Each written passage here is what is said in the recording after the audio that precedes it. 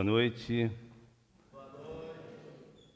Depois de toda essa palavra do Adler, do pastor Adler, a gente fica, de uma certa forma, todo trêmulo, né? Porque em tudo foi a graça e a bondade do Senhor. O Senhor nos presenteia, nos dá a oportunidade de gerarmos filhos, né? Mas é para Ele, para o serviço dEle. Nós louvamos ao Senhor e muito obrigado por estarmos juntos mais uma vez. Que Deus abençoe grandemente a sua vida, Adria, seu ministério, sua chamada. E estamos aqui nessa noite com a alegria do Senhor e na presença de todos os nossos irmãos, nossos amigos, para junto nós ouvir a boa voz do Senhor, ou continuarmos a ouvir a boa voz do Senhor. Amém? E para mim é um privilégio, uma alegria tão grande, depois de ouvirmos uma série de ensinamentos bíblicos que moveram o nosso coração, através do Adler, através do pastor Marcelo, no livro de Eclesiastes, né? Então, para mim, foi algo tão lindo que continua viva no meu coração. E nesta noite nós temos a incumbência, temos o propósito de ter-nos uma palavra. Amém? Tema importante e grandioso diante do contexto em que nós nos encontramos. Igreja no mundo complexo. Não é uma igreja. Igreja no mundo complexo. Vamos ler a palavra de Deus no Evangelho de São Mateus, capítulo de número 28.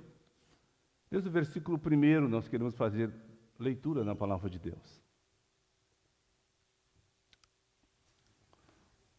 Todos os irmãos encontraram? Digam amém, por gentileza. Depois do sábado, tendo começado o primeiro dia da semana, Maria Madalena e a outra Maria foram ver o sepulcro, e eis que sobreveio um grande terremoto, pois o anjo do Senhor desceu dos céus, e chegando ao sepulcro, rolou a pedra da entrada e assentou-se sobre ela. Sua aparência era como um relâmpago, e suas vestes eram brancas como a neve. Os guardas tremeram de medo e ficaram como mortos. O anjo disse às mulheres: não tenham medo, sei que vocês estão procurando Jesus, que foi crucificado. Ele não está aqui, ressuscitou. Como tinha dito, venham ver o lugar aonde ele jazia. Vão depressa e digam aos discípulos dele: ele ressuscitou dentre os mortos e irá adiante de vocês para a Galiléia. Lá vocês o verão. Notem que eu já os avisei. As mulheres saíram depressa da sepultura, amedrontadas e cheias de alegria, e foram correndo anunciá-lo aos discípulos de Jesus. De repente, Jesus as encontrou e disse: salve! Elas se aproximaram dele, abraçaram-lhe os pés e o adoraram. Então Jesus lhe disse: não tenham medo, vão dizer a meus irmãos que se dirijam para a Galiléia, e lá eles me verão. Enquanto as mulheres estavam a caminho, alguns dos guardas dirigiram-se à cidade e contaram ao chefe dos sacerdotes tudo o que havia acontecido. Quando o chefe dos sacerdotes se reuniram com os líderes religiosos, elaboraram um plano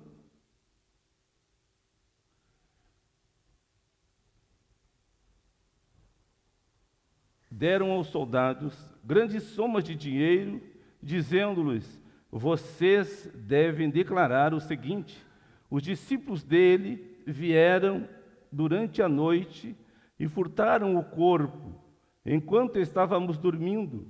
Se isso chegar aos ouvidos do governador, nós não daremos explicação nós os daremos explicação e livramento, vocês de qualquer problema. Assim, os soldados receberam o dinheiro e fizeram como tinham sido instruídos. A esta versão se divulgou entre os judeus até o dia de hoje. Os 11 discípulos foram para a Galiléia, para o monte que Jesus lhes indicara. Quando o viram, o adoraram, mas alguns duvidaram. Então Jesus, aproximando-se deles, disse: foi-me dado toda a autoridade nos céus e na terra.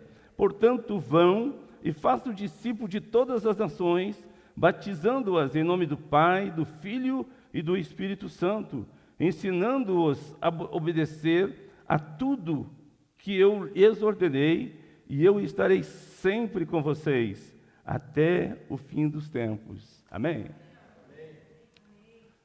Vamos orar mais uma vez? Papai querido, eu te louvo, eu te engrandeço pela sua bondade, pela sua palavra, pela linda oportunidade que temos de meditar na tua bendita palavra. Se conosco, Pai, nessa noite, nosso entendimento, nossos corações estejam plenamente abertos para ouvir da tua bendita e soberana palavra. Fala conosco, Pai, nessa noite. É o que nós te pedimos e agradecemos no nome de Jesus. Amém. Olhando para a leitura que temos lido nesta noite, os irmãos poderão perguntar: irmão Adair, mas em nenhuma citação nesse capítulo o nome igreja, né? Mas, no entanto, quando se fala em pessoas, em ambiente, em contextos diferentes, nós estamos falando ou citando o nosso agir, o nosso trabalhar, o nosso andar no mundo. E também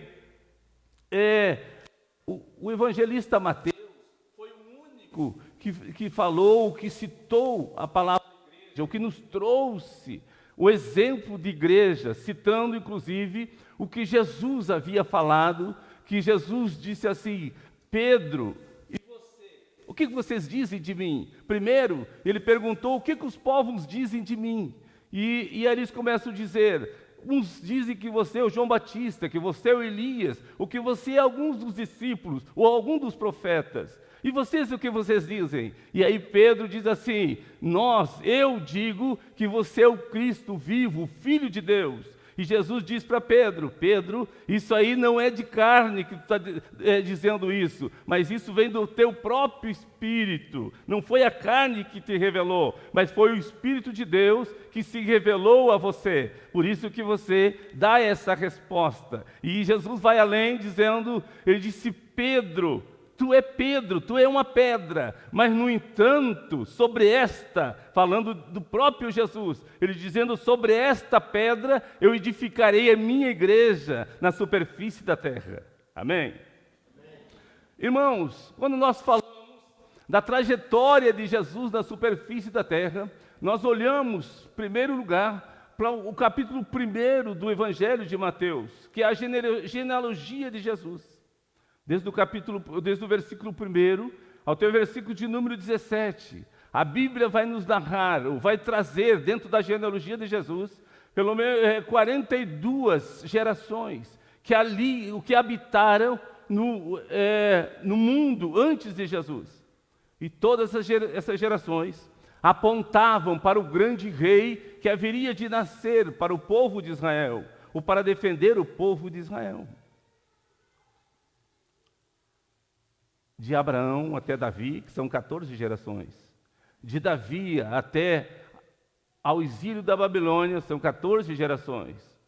Do exílio da Babilônia até Cristo, são mais 14 gerações. 42 gerações passaram pela terra até Cristo.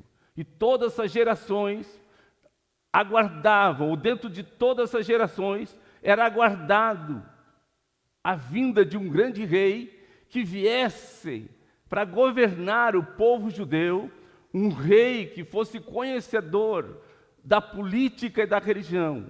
Então, ao longo de todas as gerações, eles passaram ansiosos, esperando que viesse nascer esse rei.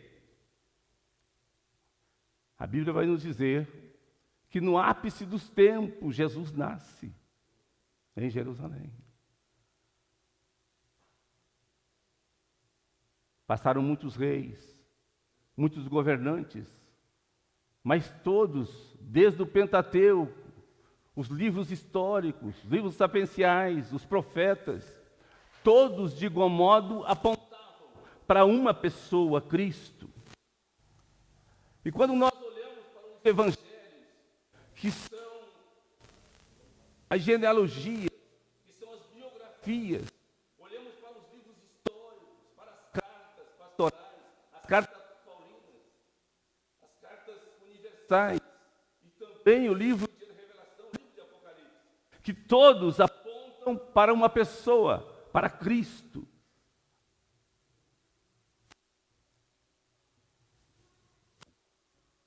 Obrigado.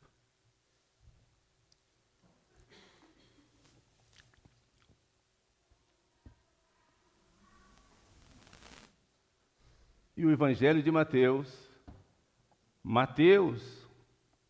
que vai pregar aos judeus, na sua profissão, ele foi um coletor de impostos. Um dia ele está na coletoria e Jesus passa pelo seu trabalho e diz assim: Levi, que é o mesmo significado de Mateus. O Mateus significa Levi. E diz: Levi, segue-me. E a Bíblia diz que Mateus o seguiu. E tanto que o seguiu, que Mateus abriu a sua casa para o discipulado, para a primeira igreja no mundo judeu. Primeiro PG foi na casa do irmão Mateus. Amém? E ali, na volta, existe alguém que se levanta e diz assim: mas esse não é o Cristo, não é o Salvador que veio para salvar Israel. No entanto, ele se alimenta, ele conversa com os pecadores. Jesus vai olhar e vai dizer assim: o médico não é para os sãos, o médico é para os doentes. Ele disse: eu vim para buscar aquele que se havia perdido. Eu vim para dar a minha vida. Ele não disse: eu vim ele disse: eu vim para resgatar vidas. Ele disse: eu não vim para ser servido, eu vim para ser servir. Então, o maior exemplo de serviçal, de serviço, é Jesus. Amém? E Ele está servindo a sua igreja nessa noite, através da sua bendita e soberana palavra. Estamos nos alimentando. E quando nós olhamos aqui para esse texto que eu tenho lido, são 3 divisões. A primeira é a sua ressurreição. A segunda é o relato que os guardas apresentam. Uma justificativa para tentar neutralizar o poderio da ressurreição de Cristo. E por último, terceira parte, o próprio Jesus vai estabelecer a grande comissão. E desta comissão nós somos originários.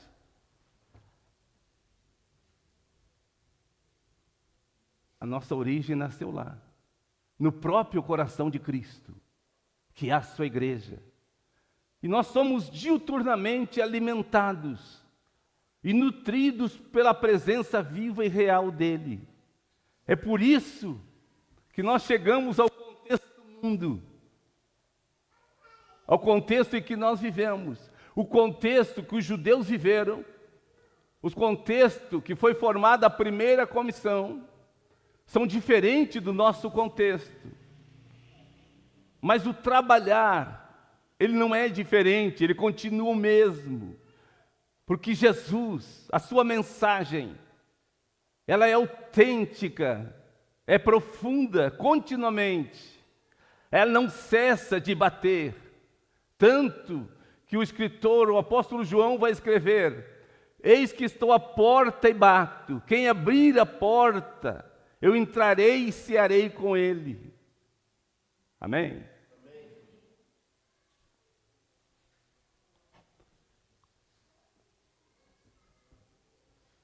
Jesus nasce, tem a sua infância, sua juventude. Aos 30 anos de idade, ele começa o seu ministério, que vai durar por 3 anos e meio. Dentro desses 3 anos e meio, acontece muitos milagres, muitas maravilhas. E ele profere muitos sermões, muitos ensinamentos. E um deles é aquele que deve ser para nós, como o textuário de cada dia, que está inserido no próprio Evangelho de Mateus, capítulo de número 5 ao capítulo de número 7. Este é o textuário que deve estar impregnado na vida de cada cristão. Os ensinamentos de Jesus. Ele começa, em primeiro lugar, ensinando sobre as bem-aventuranças. E depois ele vai designando todo o nosso caminhar, o nosso dia a dia de vida. Tem algumas coisas que vão bater de frente, muitas vezes, com a nossa razão, com a nossa opinião, com aquilo que nós achamos. Muitas vezes, ela vai bater de frente a cada dia conosco. Porque não é o que eu quero, mas é aquilo que Jesus quer. Tanto que quando chega no último versículo do capítulo de número 7, as multidões estão reunidas em volta de Jesus. Ele começa ensinando os seus discípulos. E quando ele termina os seus discursos, que vai durar do capítulo 5 ao capítulo número 7, as multidões estão na sua volta. E aí começam a se conversar um com o outro, dizendo: nós nunca vimos um homem falar tanto assim. E vocês viram que a doutrina dele é totalmente diferente dos hipócritas. É totalmente diferente daqueles que batem no peito e dizem que fazem. Porque Jesus, eles esperavam que ele viesse para governar em cima da religião e da política. E Jesus vem por outro caminho diferente. Ele nasce num contexto diferente. O mundo, segundo os historiadores, diz que ele estava preparado para o nascimento do grande rei. Mas, no entanto, o verdadeiro rei nasceu e poucos estavam presentes. Poucos estavam ali para receber o verdadeiro rei. É por isso, meus queridos irmãos, que a igreja do Senhor, ela segue caminhando na terra. E o caminhar da igreja é direcionado pela pessoa bendita de Jesus. Nós somos diferentes do mundo. Nós estamos no contexto do mundo, mas nós somos diferentes. O nosso caminhar é diferente.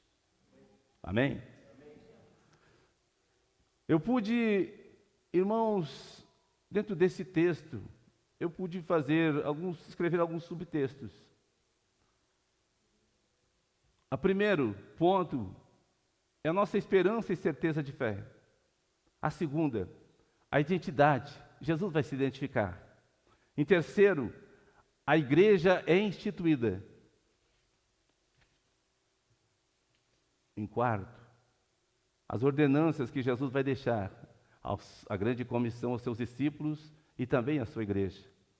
Em quinto lugar, a sua promessa.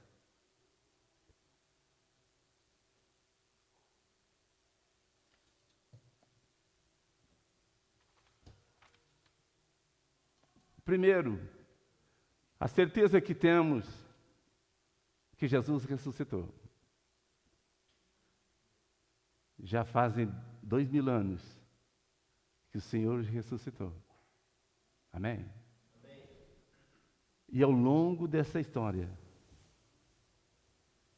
Deus tem levantado na terra tantas coisas, tantos personagens, tantas pessoas que incendiaram o mundo. A igreja nunca parou de caminhar, nunca parou de andar. A igreja, ela teria tantos conceitos lindos para nós darmos à igreja do Senhor na terra.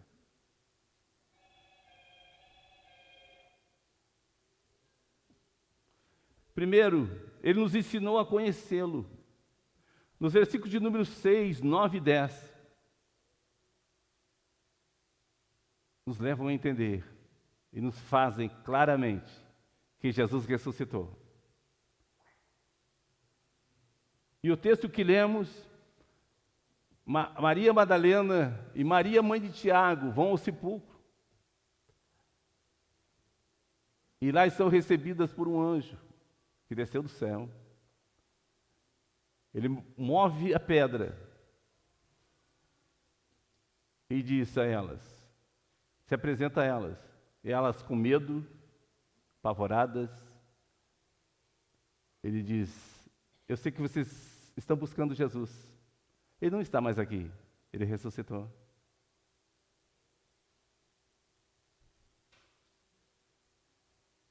Primeira evidência, o anjo está afirmando. Segundo, ele reitera isso e diz, vão aos discípulos dele e digam que ele vai adiante para a Galiléia. Lá eles vão ver, lá eles vão ter o privilégio de abraçar ele. E em terceiro, o próprio Jesus se apresenta e saúda elas. Salve. Não se assuste, não tenha medo. Eu estou aqui. Digo meus amigos, digo meus irmãos, que eles vão para a Galiléia. Eu vou encontrá-los, eles lá. Ao chegar lá, ele diz, a paz, estão reunidos, atemorizados, fechados numa casa. Atemorizados, certamente pensando, viu? Mataram Jesus. Ele entra na reunião e diz assim, a paz seja com vocês. E alguém fica certamente olhando e diz assim, tá, mas é ele? É ele? Ele não estava, os caras não mataram ele, estavam segurados, não tinham rasgado a carne dele, não tinham furado seus pés, as suas mãos. A dúvida sempre existe no contexto do mundo, não é? Alguém pergunta, pode nos argumentar para nós, mas por que tu é crente? Quem é Jesus? Quem é Jesus para você? Muitas vezes nós até pensamos, mas Jesus está longe. Não, Jesus está presente. Jesus está tão presente de nós, está mais perto de nós do que o ar que nós respiramos. É Ele que nos dá o ar para nós respirar. Nós não nos movemos sem a presença dEle, é Ele que cuida de tudo isso. Cuida de cada um de nós. Cuida desde o alto da nossa cabeça até a planta dos nossos pés, Ele cuida.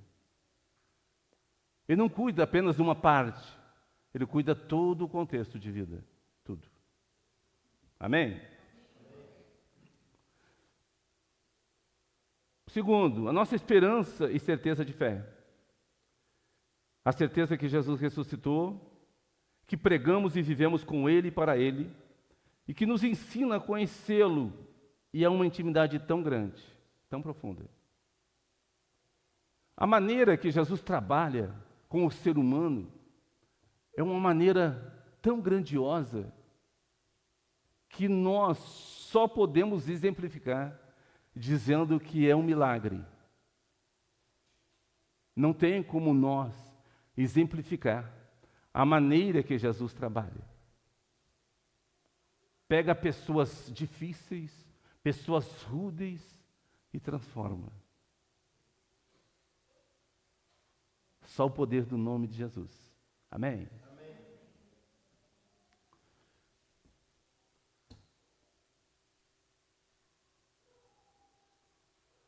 Terceiro, se Jesus não ressuscitasse, o apóstolo São Paulo vai dizer que a nossa fé seria vã, mas ele ressuscitou.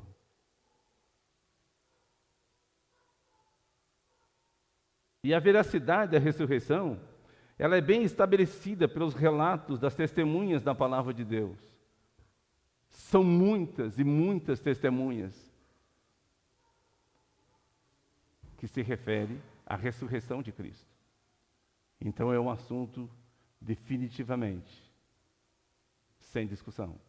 Jesus ressuscitou e vive e reina para todo sempre. Amém? Ele próprio vai se identificar. Ele diz assim: todo poder, toda autoridade me foi dada, nos céus e na terra. Na terra, ele já tinha observado ele realizar milagres e maravilhas, arrancar multidões para ouvir ele, ensinar os seus ensinos tão profundos. E agora ele diz: toda autoridade me foi dada no céu e na terra. Aí eles começam a entender. Ele é 100% homem e 100% Deus. Amém? Amém? Ele próprio. Eles vão lembrar como bom judeu e vão dizer, então ele é o El Shaddai, o Deus Todo-Poderoso. Aquele que não precisa de ajuda para agir, não precisa de conselho para trabalhar, não precisa do nosso achismo para ele ludibriar, ou seja, para ele governar todas as circunstâncias. Amém? Esse é Jesus ressuscitado, o Deus Todo-Poderoso.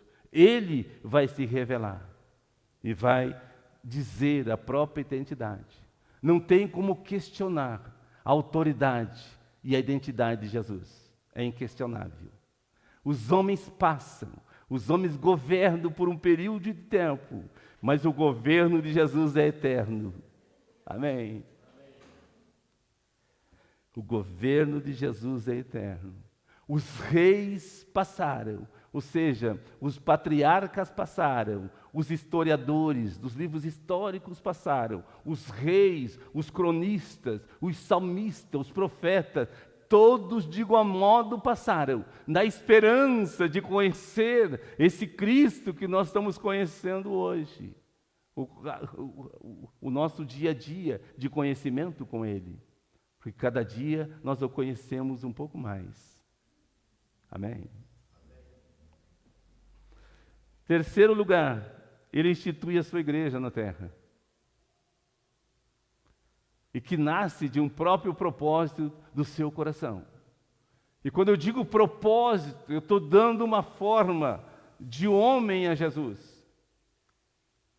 Porque Deus, Ele não precisa fazer propósito. Deus não precisa fazer um projeto. Deus não precisa fazer plano. Deus não precisa dizer, espera um pouco que eu vou resolver esse problema. A Bíblia diz que Deus é já. Jesus é já.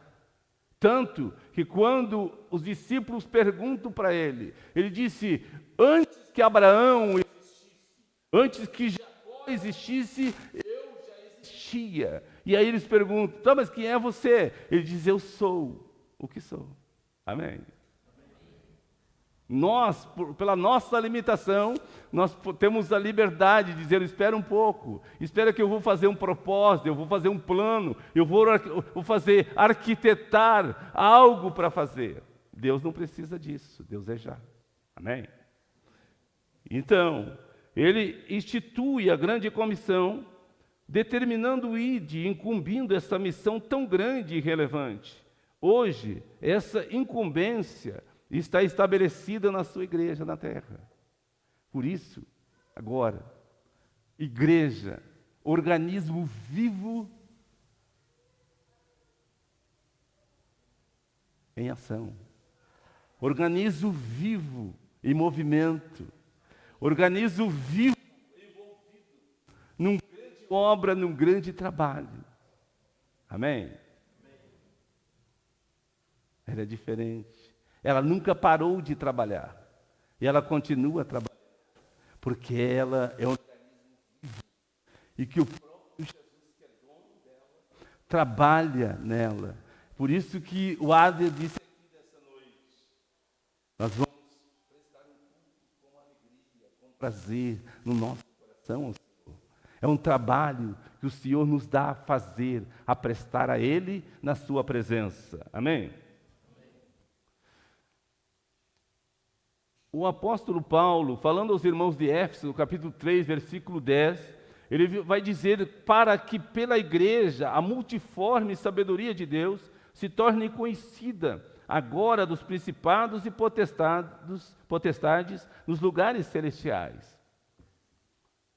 Então a sabedoria, a multiforme sabedoria de Deus, ela é desenvolvida, ela é atuante através da igreja na terra.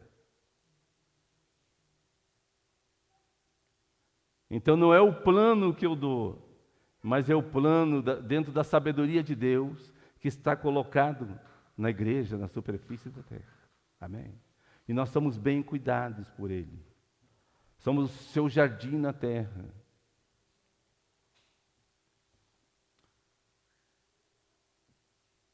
Em quarto lugar, as ordenanças de Jesus. Jesus disse, os ensinamentos que Ele deixou desde o Sermão do Monte, as suas palavras, seus milagres, sua doutrina, esses ensinos devem ser ensinados e propagados em todos os tempos e épocas, e começando por Jerusalém, e nos alcançou. No versículo de número 20, ele vai dizer,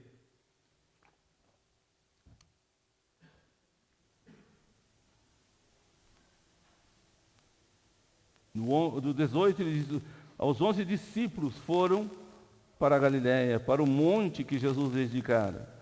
Quando o viram, adoraram, mas alguns duvidaram.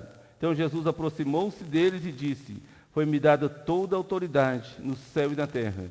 Portanto, vão e façam discípulos de todas as nações. É uma ordenança de andar ou viver em movimento. Aqui nós pregamos, nós anunciamos, nós evangelizamos, nós ensinamos. Os irmãos estão no outro lado. As famílias dos irmãos, nossos missionários, estão lá fazendo a obra de Deus. E tem muitos irmãos que estão em países não alcançados pelo Evangelho. Muitas vezes estão dentro de uma caverna, reunido com o povo e ensinando a palavra de Deus. Essa é a igreja do Senhor na terra. É diferente. É o próprio Jesus que nutre ela. A igreja não é alheia às leis, não é alheia aos acontecimentos, fatos, mas ela é diferente. O caminhar da igreja é totalmente diferente do contexto do mundo. Os sistemas que regem ao longo dos tempos têm naufragado gente, têm naufragado tantas coisas, mas a igreja segue caminhando. Não, ela não para. Vamos indo. Em último lugar, a sua promessa. Por que somos vivos? Porque Ele está conosco todos os dias. Ele prometeu estar conosco todos os dias até a consumação dos séculos. Ele é o nosso Emanuel, o Deus conosco. Com os discípulos, Ele esteve em presença física. Com a sua igreja, é através do maravilhoso Espírito Santo que realiza a sua obra na terra. A pessoa bendita do Espírito Santo, que habita em nós, trabalha na sua igreja, dia e noite, e cuida de nós. Amém? Os discípulos tiveram o privilégio de conhecer Jesus, no corpo físico também. Andaram com Ele, ouviram dEle, né? Viram os seus milagres, as suas maravilhas, dormiram no caminho, Ele tentou despertá-los, negaram Ele, Ele foi para a cruz, foi morto, sepultado, ao raiar do terceiro dia Ele ressuscita, e ainda existe algum deles ainda duvidam. Essa é a raça humana.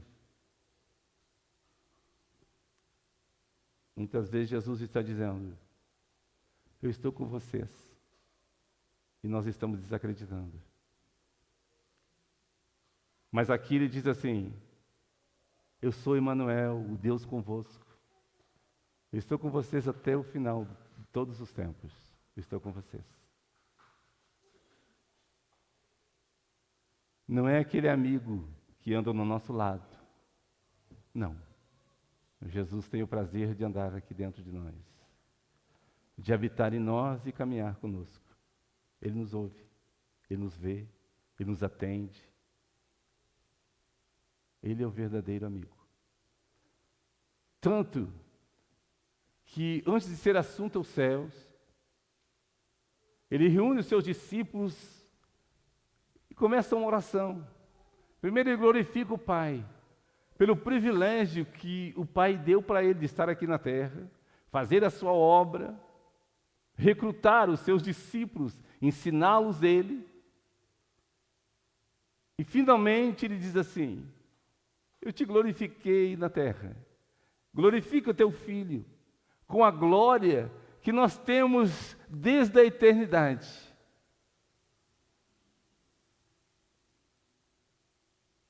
Segundo ponto, Ele vai dizer na sua oração, Ele diz agora, cuide deles. Eles não são do mundo, como eu do mundo não sou. Santifica-os na verdade, a tua palavra é verdade. Eu vou para ti, Pai justo, mas eles vão ficar aqui. Nos consola ou não? Com certeza. Nós vamos ficar aqui, até quando Jesus quiser. Amém? Amém. Porque Ele está voltando para nos buscar. E um dia nós vamos morar com Ele para toda a eternidade. Mas Ele continua conosco. E finalmente, a igreja é um organismo vivo que vive no mundo complexo. Porém, nós, como igreja relevante, diante de diferentes circunstâncias, em Jesus somos o sal da terra e luz do mundo. Enquanto aguardamos a sua vinda, o grande regente dela é a pessoa bendita do Espírito Santo. Aleluias e glória a Deus. Deixa eu dizer algumas coisas a vocês. A igreja do Senhor, Jesus disse que nós somos o sal da terra. Nós somos a luz do mundo. Nós que damos o sabor da vida. Nós é que temos o sabor da vida para apresentar diante de um mundo complexo. É a igreja de Jesus que tem o sabor da vida. Nunca esqueça isso. Ainda que a dificuldade venha, é a igreja do Senhor que está o sabor da vida. É por isso que nós temos o prazer de nos deleitar na presença do Senhor e nos abraçar, nos entrelaçar com cada um dos irmãos, como igreja do Senhor. Seguimos caminhando, enfrentando as circunstâncias, as dificuldades que enfrentamos no dia a dia. Isso é real, é verdadeiro. O Adri falou aqui, deu testemunho de que a maneira que nós o criamos foi dificultoso, com certeza. Sempre com dificuldades. Mas o valor maior ficou plantado no coração. Amém. Bendito seja o nome do Senhor.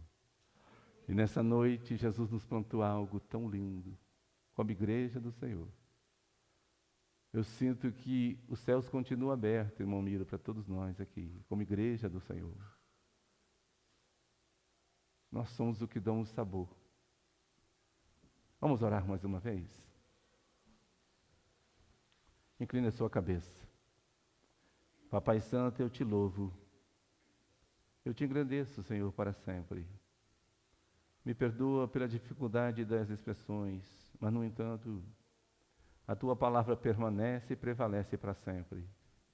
Nós, como igreja, Jesus sua, nós continuamos aqui na terra, até o dia que o Senhor nos levar para a sua glória, para vivermos para toda a eternidade. Ansiamos, Senhor, a nossa esperança, que ela seja avivada a cada dia, Senhor, a cada momento da nossa existência, do nosso viver.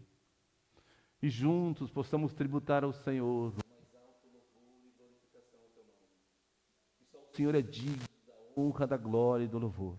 Continua a nos cuidar, a nos sarar da doença e do mal, a nos abençoar com a bênção que só o Senhor tem para nos dar. E assim como o Senhor formou a grande comissão, e dela somos herdeiros, Pai, continuando, dando continuidade na sua igreja, na superfície da terra. Entendemos as nossas necessidades, mas mais do que isso, a sua presença nos nutre, Senhor, grandemente, sacia nossa alma, o desejo de te amar e te adorar. A cada dia mais nós te louvamos, Pai, no nome de Jesus. Amém.